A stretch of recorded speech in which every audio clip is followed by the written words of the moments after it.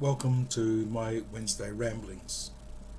As we move into this season of Easter, I'm beginning a new message series which I've called Compelling Truths. Now, they're not really things you'll find in the Catechism of the Catholic Church.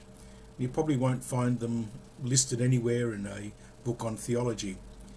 They're just truths that, as I was reading through the Easter scriptures, I found that they were telling us something about what God calls us to be, how the early Christian community responded to that call, and how it sets up a scene for us to think these are truths that really do have an impact in our lives.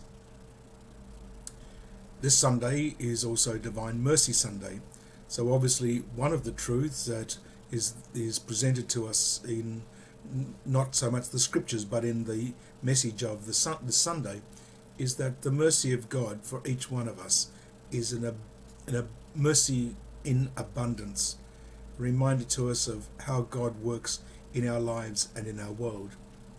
It's also a Sunday when we recognize the indwelling, in John's Gospel at least, of the Holy Spirit.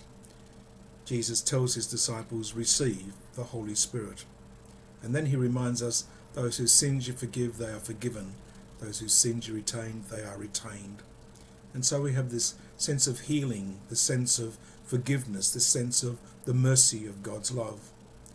And that's supported by the reading from the Acts of the Apostles, where the disciples move through the portico of Solomon, and people bring the sick and the lame to just simply in the hope that the shadow of the apostles might pass over them as they move about, and that through the presence of the Spirit that is flowing from them, these people might be healed. We all need truths in our life that help us to set our purpose and our moral compass, our direction on the gospel message.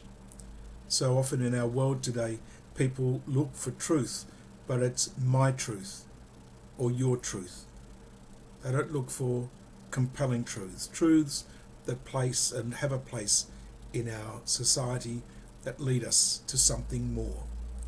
So as we enter into this new message series, Compelling Truths, I invite you to share in the wonderful gift of God's love and mercy for each one of us.